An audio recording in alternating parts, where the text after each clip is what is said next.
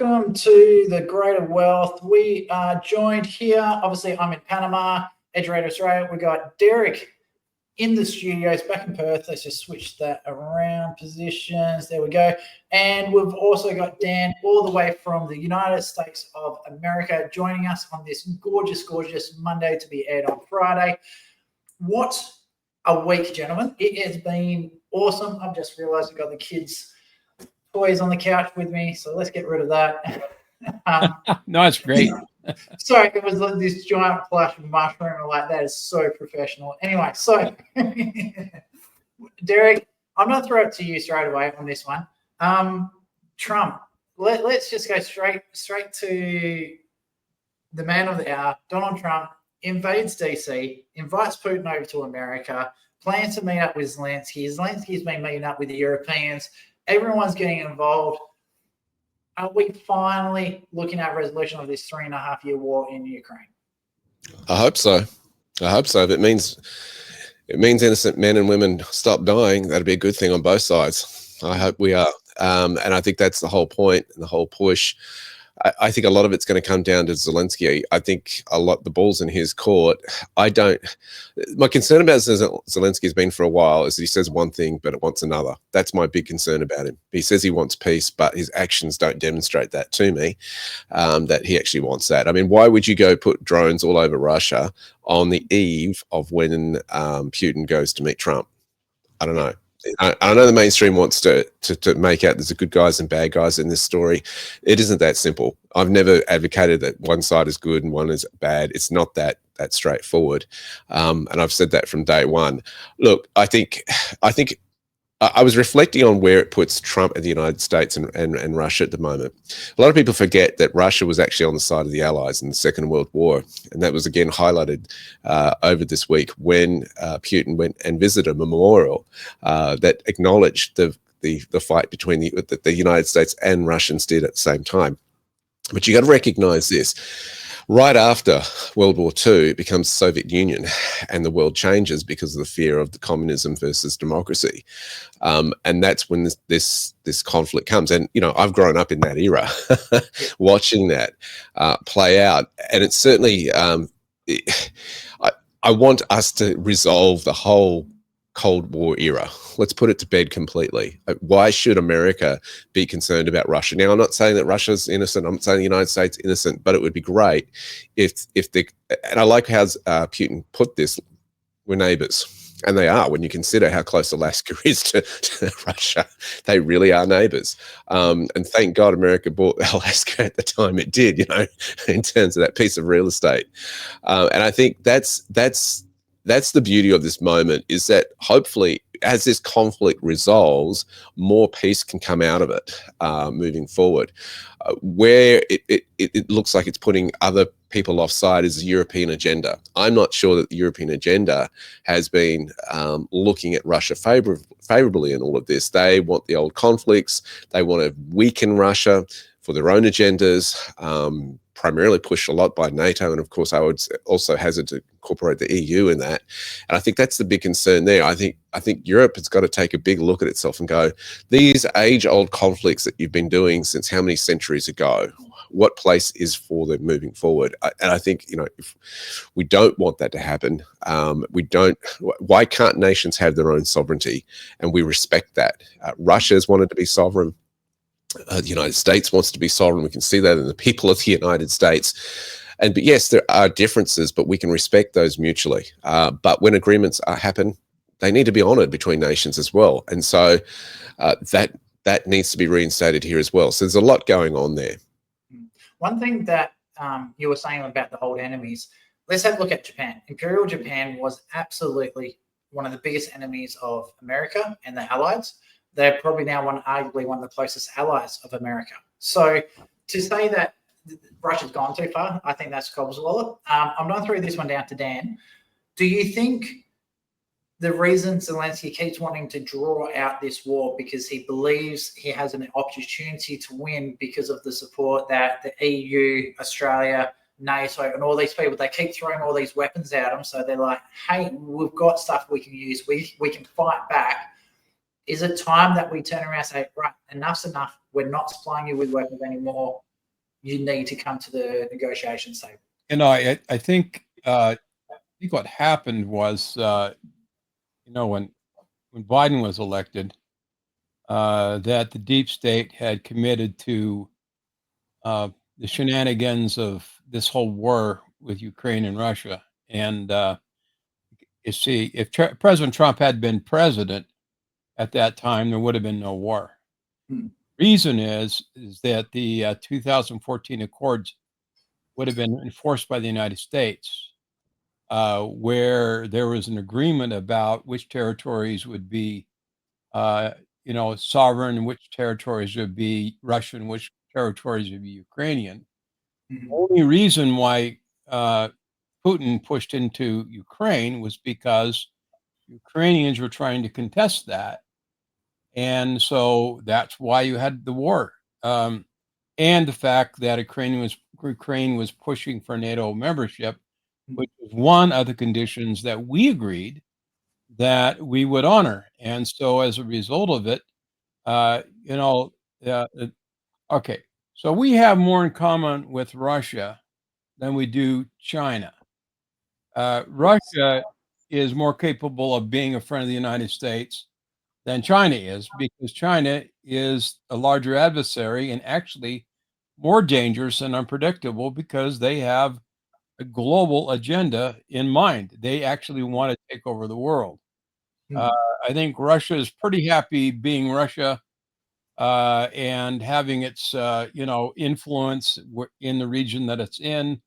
China, that's not true. In fact, China wants to take over Russian territory, and so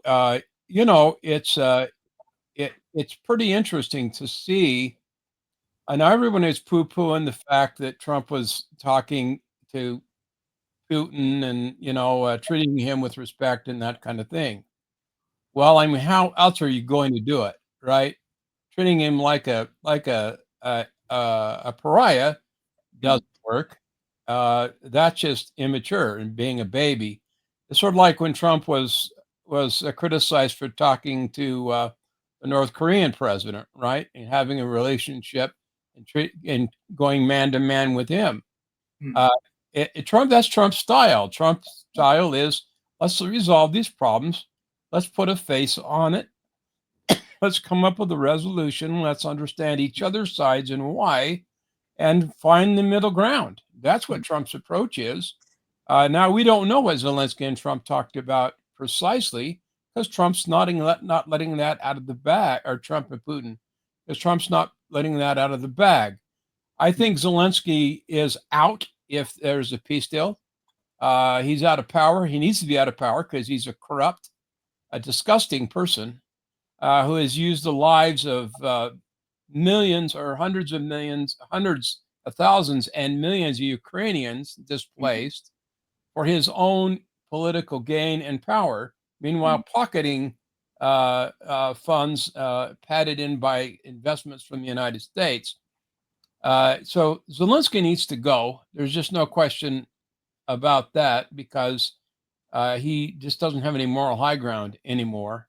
The Ukrainian people are going to be better off with peace deal, providing that Russia doesn't try to get too aggressive on reaching a settlement. And so we'll just have to see how it all pans out. As long as Putin is willing to be reasonable, Trump is willing to be reasonable, and Zelensky gets his ass out of the way, I think we'll find. I think you're right about Europe. They do have an agenda. It's all part of the globalist agenda. Same thing, but that tune ain't playing well in New York City anymore. That's not going to work. United States has the cards. Europe is pretty well under the knee of the United States right now. The tariffs and everything else, that was the purpose of them. And I think we're going to see a mellowing, a mediating. Everybody wants peace right now. Let's get peace. I think. And can I ask a question there, Travis, if you don't mind? Go for it. Look, there's a point that Dan just made there, and it's reminded me of what's going on in England and Scotland at the moment. We've just seen Trump visit Scotland, where he was well received. We've also and the EU had to come to him, right? I like that, as well as Starmer from, of course, Britain, from England. I think this places England in a very interesting spot because, if I'm not wrong, JD Vance is over there at the moment, isn't he? And I think what it's waking up and putting the typical Trump move, we put the wrongdoing on the radar of the world. We put it like he has done with South Africa in the White House. He's done that with Zelensky when he was last in the Oval Office, right? And now we've got a situation where there is such atrocities going on in England in terms of freedom of speech that's going front and central with JD Vance being over there. Do you have anything to say on that, Dan? No, I think that's exactly right. The United States is all in on liberty and freedom for the people of the world, certainly the Western world, but I think for the entire world. And that doesn't mean that that he's pro-gay or LGBT or any of that other crap. He's just pro-freedom, and that none of these insular minorities should be wagging the tail of freedom and human rights and other things, because they're an insular minority. Their interests are not as great as the majority of the American people and the majority of the people of the world.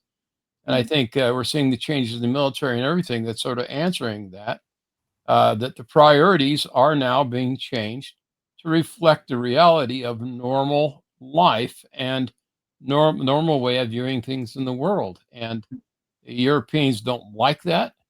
The globalists don't like that, because that's one of the way they try to control people, is by creating this division of hate and identity politics. And Republicans are really not having it.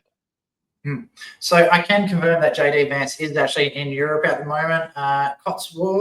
Cotswolds, I think that's how you pronounce it, as reported by the Washington Post. Apparently, when he arrived at the Prestwick Airport, he was faced with a pro-Palestine protest. So one of the things, just talking about JD Vance and some of the other Trump's cabinets and some, like, the biggest difference I'm finding this time with Trump in dealing with Russia and all the different geopolitical situation that's going on around, I think he's got a much better team behind him. I have to give credit where credit is due. I think Rubio has been absolutely phenomenal. When he first came in, I was like, who's this guy? I didn't really know a lot about him. I didn't really like him, but the more I see of Rubio, I think he's done absolutely stellar. He's performing on an international market. And I think come the 2028, the next federal US election, I think Vance might have a bit of a challenge against Rubio to see if he actually gets the nomination, because they're both doing absolutely stellar jobs. And also then you throw Hexeth into that as well. The work he's doing with the military is fantastic. Going on to the next side of things, considering what's actually going on in Europe on the freedom of speech side of things, considering that Australia, Anthony Albanese again has gone out saying, hey, we're pro-Palestine in this one for statehood. Do you think with everything that's going on and Australia supporting Ukraine with weapons as well, and also offering to put boots on the ground in Ukraine, do you think Australia has something to worry about with America and the repercussions of going against effectively what America wants? Yes. It's never very smart to piss Trump off, is it? And Albanese is a coward and a weakling, and we all know it. He's just posturing at this point because he doesn't intend to do any of those things, because he knows it won't happen. So my biggest concern with the Australian government at this stage, and you kind of touched on it earlier, Russia, we should be friends with Russia because they generally want the same things that we want. And when I say we, I'm talking America.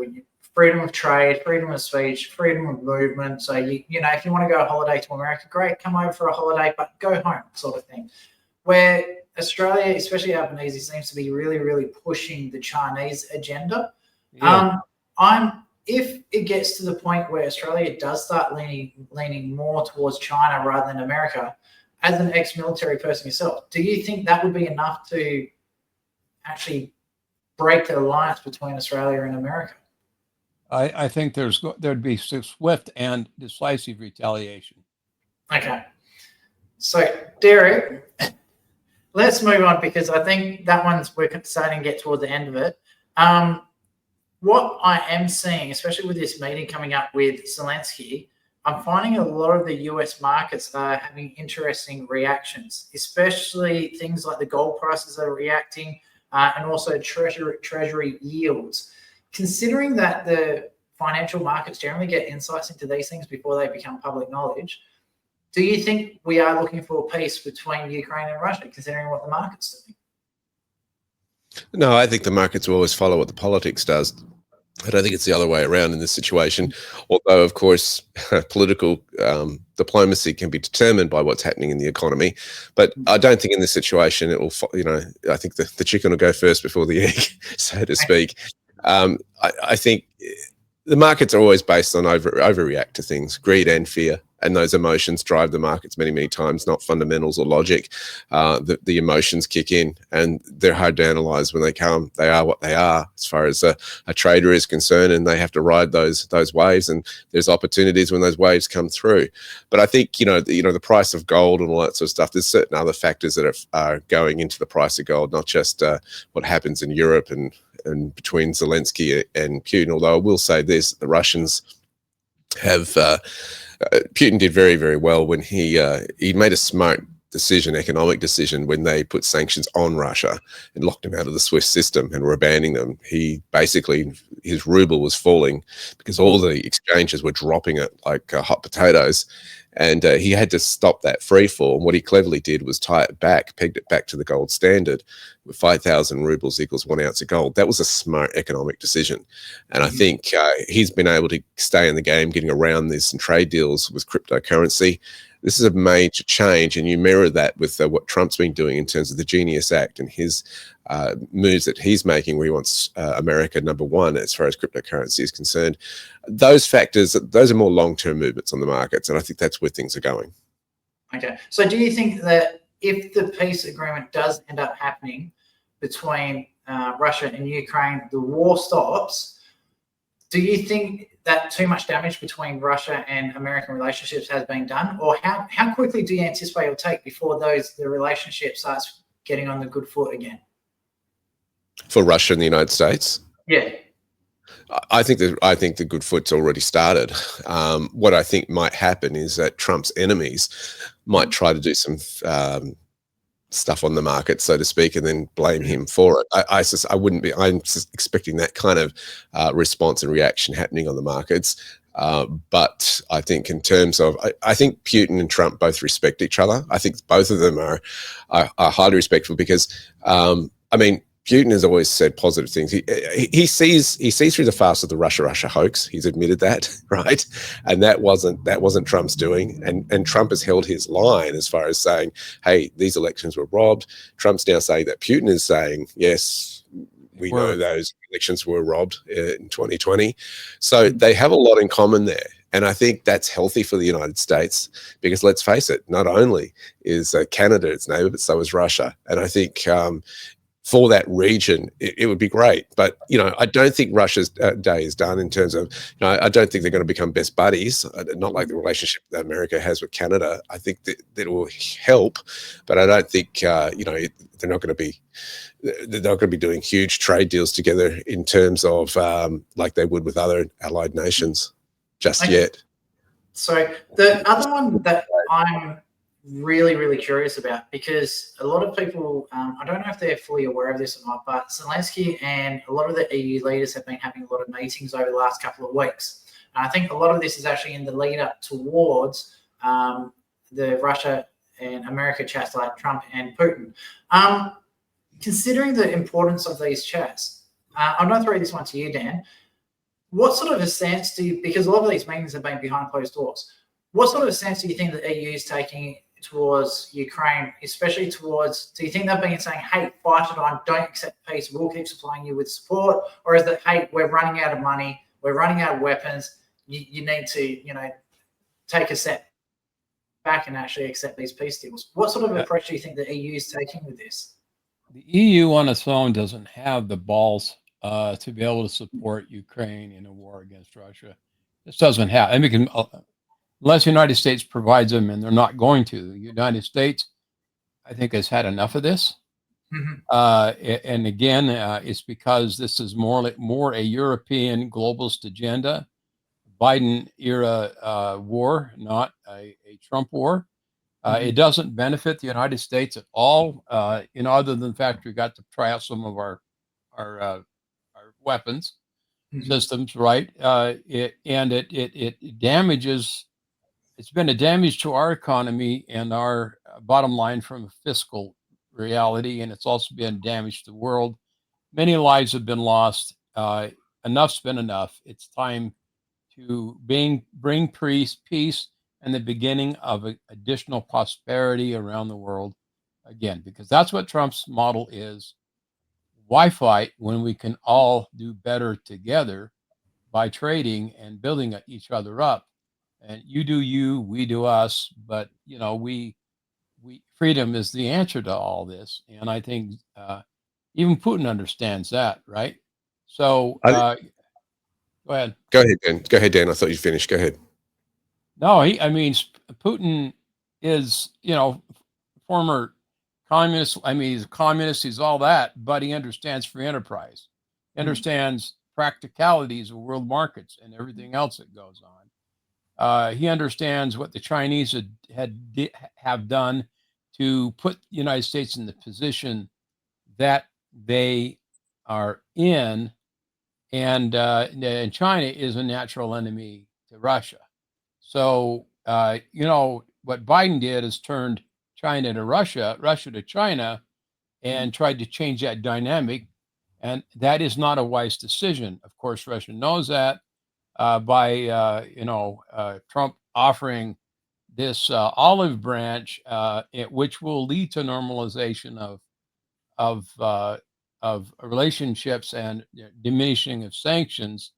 That puts the whole BRICS thing up in the air, right? It destroys the BRICS alliance in big ways because Russia won't be a part of it. There's nothing in it for Russia, really. I think this whole conflict, the Ukraine versus Russia, was a trap. I think the globalists were trying to turn it into World War III through the NATO agreements and drag America into it and move it into a third world war. Thank God it didn't work. A lot of prayer went into it, and I think it saved a lot of lives that it's been dismantled. But I think that was the ultimate trap and agenda. That's right. I think you're right. So that throws a spin on the whole thing. No, well, I never thought. I thought the world had woken up enough not to want to go down that path again, especially with a superpower like Russia, considering I think they've got something like 2,000 nuclear warheads. America has about 5,000 nuclear warheads. And then if you throw China into the mix as well, how many have they got that we know of? And then how many are they saying that they don't have that they actually have? And Travis, the globalists. I said it was the globalist agenda. I didn't say it was the world wanted this. They're the ones. It's just the regular folks don't want it. It's just the globalists that want it. The globalists they profit from war, right? Yeah. They have. Centuries of history show this, how they've profited from war. We know that, it's documented for central bankers once upon a time, in the Napoleonic era. They would bet both sides of conflict and say, right, we'll give you the loan on the basis that you guarantee your opponent's loans. And the other country would come to them and they'd give them the same offer. Fine, we'll give you the loan on the basis that you figure the debt of your foe when you win. They had a two win-win bet going on the whole time, and this is why this bloodshed is so profitable for these globalists. And I think this banking cartel is getting dismantled. I mean, people have underestimated how powerful the Genius Act is. People have totally have missed it because it does three things primarily. One, it legalizes digital money, right? Cryptocurrency. Number two, it starts to say, right, we need to peg this to something which hasn't happened in how we think about money since 1971 when Nixon depegged the gold standard from the dollar. But the third one is the most powerful. It's this. The issuance of currency has always been with the central banks. Trump has just empowered the tech companies and the crypto companies to have the issuance of currency. This is groundbreaking. This is historical. It sounds boring to those who aren't into economics, but he who issues currency has ultimate power. Because if you've got something that everybody wants and the world wants, then you've got power. And that's exactly what he's done here on the Genius Act. He's taken that power from the central bankers. And it's the biggest economy in the world, okay, on the global stage. This is massive. Yep. Here's something for you, Derek. I don't know if you know this or not. I found this out about 3 days ago. Panama does not have a central bank at all. There you go. So they've got their own currency, but they just peg it directly to the US dollar. So anytime they want to increase their net worth, like how much currency is actually in circulation, they have to bring it in from somewhere. And that's why they have such great arrangements with all these different other countries around the world. That's why they don't have reporting banking. So they don't report to any other country, and the banks don't report to the government either. It's all internal. So I can understand why so many people, including myself, why we got out of the country we're at.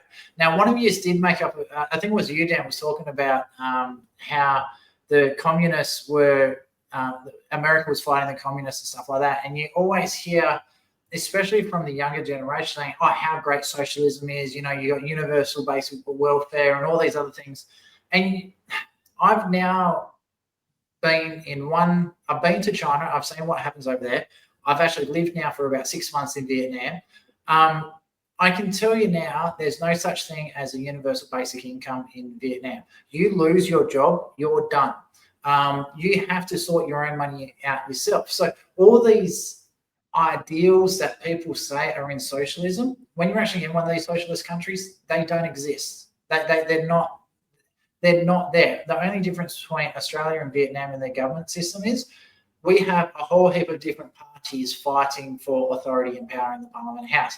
In Vietnam, it's one party, but there's all these different branches. So you have all your elections are internal, and whoever wins control of the party, that's the party that determines what legislation is happening. So all the election, instead of the government running the election, is the party that runs the election. And that's the biggest difference. Everything else is still the same. You still got to pay your taxes. You still got to have a job, except there's no welfare to help you get things. The government doesn't supply you with a house. There's none of those things that are the glory child of socialism that people claim it to be. So I'm kind of wondering how much of this push towards socialism is actually total bullshit. Like how much of it is actually legit and which is real, what's false. I'm going to throw this one to you, Dan. How much do you think what's going on around the world is utter bullshit? It's utter bullshit. It is. I mean, the programs that they're trying to claim they can do, they really can't, because ultimately somebody has to pay for it, right? Yeah. There's no free lunch. Never was, never will. People want to sit on their ass and not work and support themselves. They're going to have a rude awakening, because ultimately the American people won't put up with it. Their hope is there'll be more of them than there are people who actually want to work and be productive and that kind of thing, so they can outvote them. That's what the Democrats' dream is. But then what kind of nation would that be? What kind of governmental structure would that look like? What kind of society would you have? It would be a downward spiraling, just like Venezuela was, right? Socialism, communism leads to desperation and food shortages and losses. I mean, Russia went through it. China's gone through it. Anyone that's tried it, look what happened in Havana in Cuba. I mean, none of it's never been successful. And ultimately, the poor are still poor. The oligarchs are still wealthy, and the power of people in centralized power is centralized power in communism. I have to say, I think that's the one thing I think Vietnam's doing really well. Even though they call themselves a socialist democratic party, a democratic socialist party or a democratic socialist government, I see much more democracy, a lot more freedom of choice, a lot more. Like, if I want to pick the town where I live in Vietnam, I can pick. I just have to go tell the government what town I'm moving to. They don't have any restriction. They don't go, oh, no, you're not allowed to live in that town. There's too many population there. You have to live over here. None of that exists. So I just find it fascinating. The countries that try to implement socialism and communism properly always fail. The ones that seem to be doing really well, like Vietnam, China, Russia used to be communist as well. It's all like they've taken all the bad parts out of communism and replaced it with all the good parts of democracy. And it's the democratic part of it that is actually working, the capitalist part of it. So if you want to make the same amount of money in Vietnam, you can. The government doesn't get involved. You tell the government, oh, yeah, I've earned this much money, and you pay tax on that. So there's all these different places that are really, really good. I find it disheartening how badly the media is assisting the World Trade Organization and these oligarchs from controlling everything, when the people that should be learning and finding all this stuff out. I find that the media has a lot to answer for this one. Derek, you know what? I'm going to use this as an infomercial for yourself. If someone does want to educate themselves, where do they go? Well, go to our website, blueskyfactory.com.au. Blue is spelt without an E, BLUSKY, etc. blueskyfactory.com.au. Financial education is so important. When you start to step back and you actually look at how it doesn't matter what political system it is in, you look at the whole Babylonian system. It goes back to ancient history where Nimrod established Babylon. And, you know, you want to talk about oligarch and all that sort of stuff. I mean, he and his wife Semiramis were the ones that had major influence over the world at that time and introduced these oppressive systems. Well, guess what? If you don't know about the Babylonian system, you're in it, because we're clearly told Babylon is a mystery. And, you know, I get really excited when my students start seeing this. What we need to step into is the preferred economy. And what that looks like is this, is that you don't have wealth made in fractions. You have it made in multiples, right? A farmer understands this. They plant a seed and you get 30, 60, 100-fold. Whereas our economists say, you know, a 5% return on investment is a wonderful return. I'm sitting there biting my lip going, I can do that in one trade on the markets. What are you talking about? You know, you see an oppressive system in the Babylonian system, right? That's there to rule over people. Whereas the preferred economy gives everyone freedom. There's enough wealth for everyone to win in business deals and this sort of stuff. It's not one type trying to take advantage of the other. We've got to move our economies to that, because when you have everybody prospering, you eliminate crime. There's no need for it. There's no need to steal from your neighbor or someone across the road. You know, there's no reason to bash someone for their purse. You know, that reason, motivation is eliminated. It becomes, okay, how can I help you? And so stimulating economies and creating economies is the solution here, because then people also aren't receiving a handout. They are rewarded for their labor. They're rewarded for their work, which helps with self-esteem. How many mental health issues would we eliminate in our societies by making people feel like they're making a worthwhile contribution to the world? And they are, not just feel that way, but they are actually making a worthwhile contribution to it. So there's so much going. We were designed to work. We were designed not to just receive a handout from a government. And so when you give people, and now look, I'm not totally anti-welfare. There's people who need that, need a bit of a leg up to start. But again, that highlights the preferred economy compared to the world, you know, the Babylonian system. You weren't meant to pay interest on a loan. You weren't meant to pay taxes. Can you imagine how far ahead you would be if you weren't paying taxes and you weren't paying interest on a loan? It'd be extraordinary. So you did raise a couple of good points there about people wouldn't be committing crimes if they had the money to do what they needed to do. And this is something that is one of the actual stories I forgot to mention as well. So during the week as well, Trump actually brought Dan, correct me on this one, is it the National Guard into Washington, D.C.? Because Washington had some of the worst crime rates there is. Yes. And it's also probably arguably one of the most bluest states. Well, it's not a state, it's one of the bluest regions within America as a whole. So I'm amazed because I think it's booking.com has reported that since that's come out, there's been a 25% reduction. Just give me a moment, I've got it here. Business downturn. Open table data has shown that there's a 25% drop in restaurant reservations across the city, indicating that economic and social fallout from this policy. So that's actually coming from WUSA 9 News over in America. So if people have the money to be able to go out and do what they need to do, they don't need to commit crimes. It's just a better world. And when the government has to enforce it, and like they're saying this is a bad thing. Oh, you know, there's the Trump decision to federalize the police. It's a bad thing. I want to look at this as a different way. The reason there's a massive drop in people going out is because the people that are committing these crimes know that there's a target on their back and the police are coming for them, because they can finally take action. They can finally arrest them. They can finally put them in jail, and they get the consequences that they deserve. I'm going to throw this one to you, Dan. First of all, do you think Trump did the right thing, or do you think he overstepped his authority?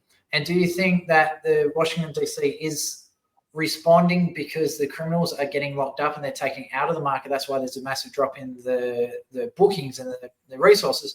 Or is it because people just saying back knowing that Washington, D.C. may actually become a battlefield? I think Trump did the right thing. He does have the authority to federalize DC. DC is a federal city. The government only exists at the will of the legislature of the federal government. They don't they can't exist any other way. It's a fiction, really, for them to really claim they have any authority, because the president can step in and do what he's done. So it's legitimate use of his authority to do it. Now, Congress is supposed to recertify it every 30 days or something like that. But in an emergency, Trump has the authority to do it as long as he wants. And the crime problem in D.C. is because of the Soros elected prosecutors and the Democratic judges that are so soft on crime. And so the problem is, and the other problem is they've been counting the statistics in the wrong way and not reporting the major crimes to the FBI and the database, making it look like crime has gone down. It has not. It actually has increased in the DC area. And Biden made a number of changes for the reporting to make it look like crime had gone down, when in fact it really has gone up. And so they're just trying to establish social order in the District of Columbia, where our lawmakers live and work. And it's an important thing to do. People need to feel safe in the city that's our capital. And, I think that the Democrats are afraid that if he shows success in DC, that it might send a message to the governors in other Democratic areas where they have similar problems because of the permissiveness, because of the politics of the left. They're already looking at Chicago. Trump might say, "Who knows? We may roll this out to Chicago." Chicago's a mess. Yeah. And I just coming back to that study, Travis, two comments. One, a few days of data is not enough to make an assessment on economics in terms of, restaurant bookings are down for this week. Well, yeah, of course they're down, because they know that the National Guard's on the streets. That's not a great, they don't want to get in the way of the mess being cleaned up. But secondly, did that report actually report on how many people are doing Uber Eats and doing business with those businesses and just getting delivery at home, as opposed to actually sitting down in the restaurant per se? I mean, come on. You can't make an economic conclusion on such a small data. People have to eat. Yeah, exactly. There used to be a British show, Yes Minister, and there was this one episode where they were doing polling, and they were trying to do polling to make it say whatever they want, and they were showing it where they were going through and asking all these questions to people, and they were wording in such a way that they had no choice but to agree with what they were trying to push them. So I personally, I think this is the same sort of thing. I think the Democrats are just totally lost their way. I think they're trying to just, when you see someone falling off a cliff, they don't really care what it is. They don't grab onto anything to try and survive. And I think this is one of those things as well. They're like, we need a stat that says this is bad. What can we see? And this popped up. So that's what they grabbed. And it's the same as like what's happening in Texas, where they were trying to change the borders.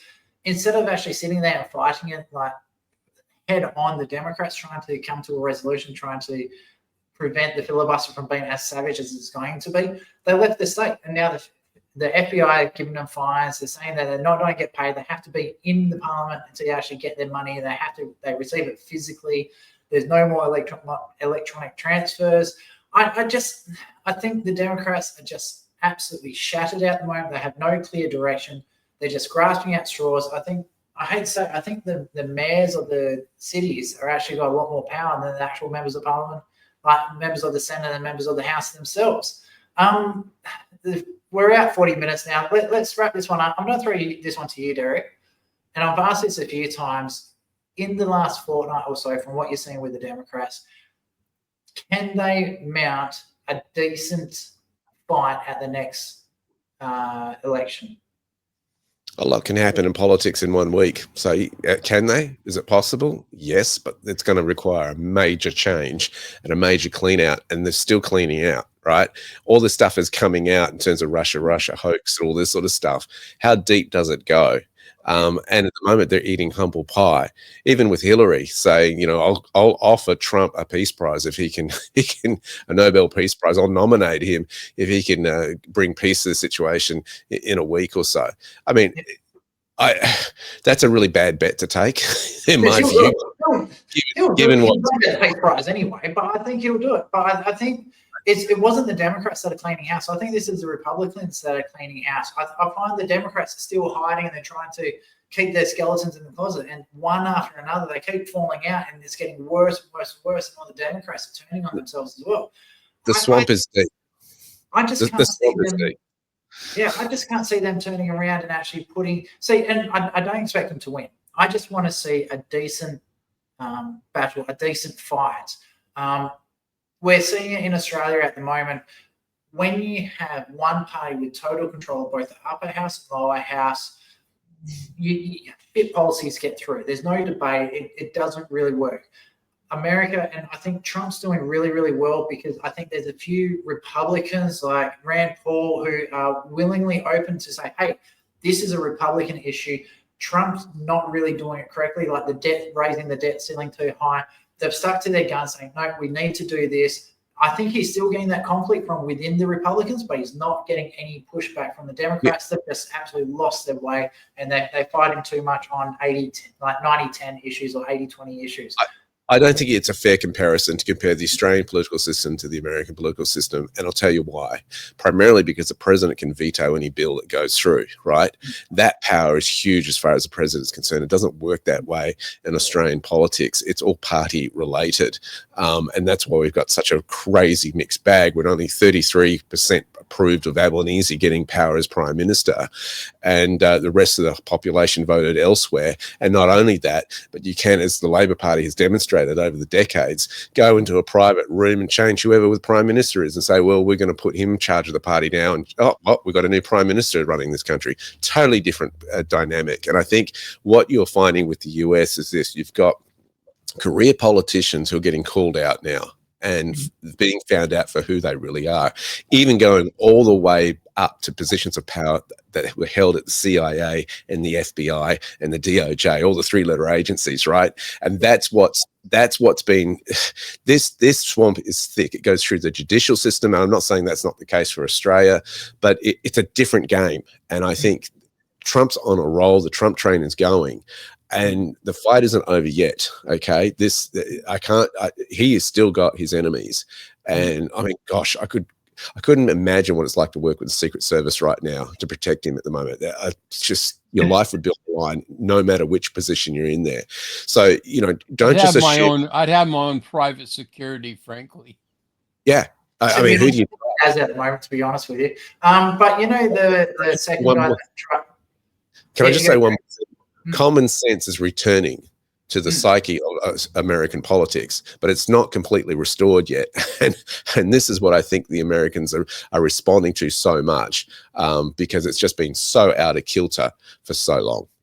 So, the second assassin that tried to kill Trump, the one that they didn't kill, so they've actually finally sentenced him. He got an year and a half.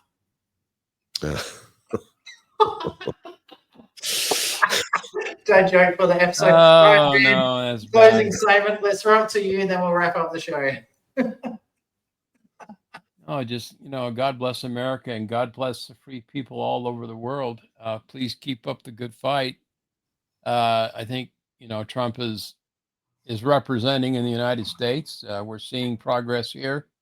but he's not perfect, and the things that we're trying to do now, many of which are pretty experimental because of the crap show we've had over the last 20 years in the United States with all the things that were going on.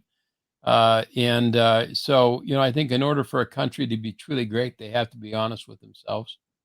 Mhm. And that problem is that our country and our government has been very corrupt, with lots of agendas going back and forth. And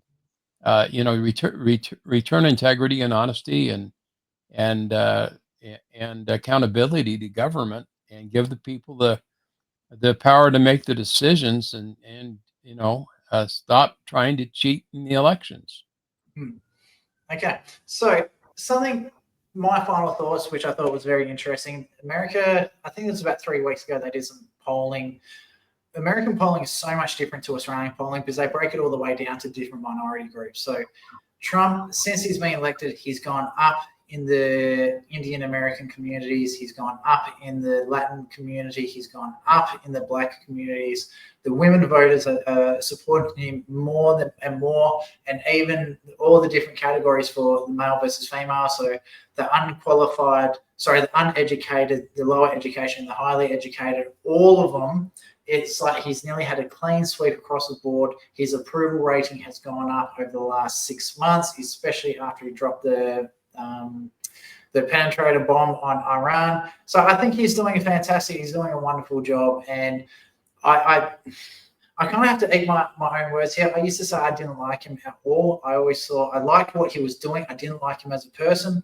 I'm starting to get onto the Trump bandwagon now. As a person, I think some of the stuff he's doing is hilarious. And you know what? I might invite him over for dinner one day. So anyway, on that note, I'm going to wrap up the show.